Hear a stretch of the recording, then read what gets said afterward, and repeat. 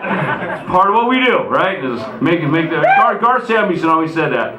He said, remember Quiet Riot or something? Frankie Benelli was hitting his head with a stick or something. He makes the easy shit or the easy stuff look hard. My job is to make the hard stuff look easy, right? That's why he'd like play like Charlie Watts, you know. He'd never look at you. I'd come over to him and run a riff with him a little bit, and he'd just go and he'd look away from me, right? And then go to the other side and he'd go and he'd look away, right? So that was his deal. So a couple things here. So anybody have the Peace Cells album? Again, it is Black Friday. Now, the thing that's screwy about that album, and I got to tune here a little bit, because here's what's... Anybody try to play along to that album? Right? And I guess I should ask, first of all, bass players in the house? Anybody? All right. Wow, pretty good number. Guitar players? Well, not actually too outnumbered, actually. We could go head-to-head with you tonight, I think, right? How about drummers? A couple of them, right? Keyboard players? Yeah. Slayer. Yeah, right? There's always... okay, good. Awesome. How about violin players? No, not tonight, right? No one's doing Trans-Siberian Orchestra or anything, right? Which I love, by the way. My dear friend Al Petrelli's in that, and I love that. Right?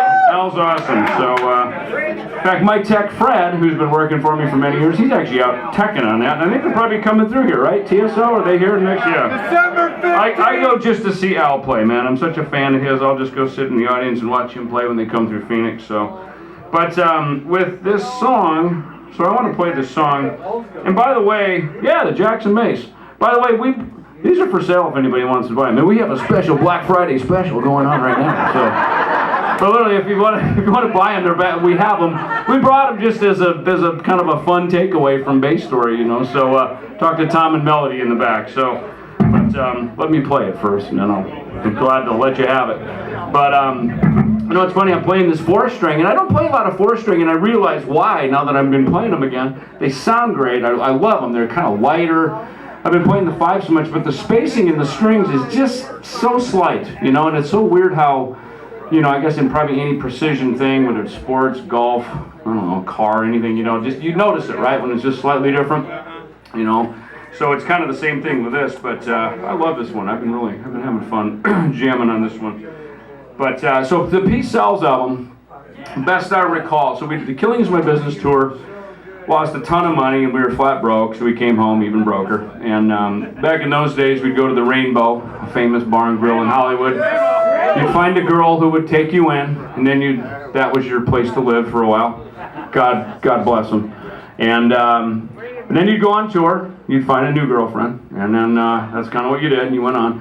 But, you know, I love being on tour, because on tour, all my needs were met, you know? It's like you had beer, cigarettes, food, rock and roll, place to stay, and when the tour ended, it sucked, because then you're homeless again, right? So some people think of it the opposite, oh, touring must be so hard. No, touring is where it was at, you know? It still is, I love it, that's why I'm out here. You know, Thanksgiving weekend, I'm hanging with y'all, right? Right? Freaking awesome. I love my family, I love being at home, but it's like, hey, you know, duty calls, and this is so fun to come out here and rock this and play tunes. But we're doing the Peace Cells album, and we go in the studio. We go in the studio to cut the record, and best I remember is we'd already started cutting the tracks, and we had a tuner by Peterson, right? And you could kind of tune the tuner, believe it or not. You could kind of tune it flat, tune it sharp, and we'd been cutting the tracks, and I went over to tune, and I went, oh shit, the thing is set like partially flat, right? Like not quite, so if you try to play with it, it's not quite E flat,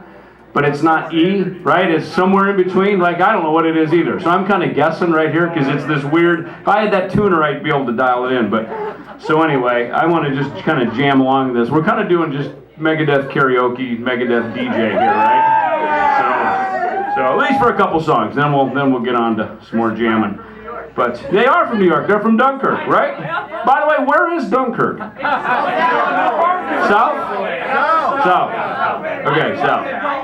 Yeah. No, we went down to see Johnny Chow's place today, right? So it's out right. So cool. As I said, that is a bass story, right? That's a story of a cool bass player who I met Johnny probably 2002, and he was in a band called Systematic, and they ended up not going anywhere. They had a deal, and it just didn't work. Like most bands, you know.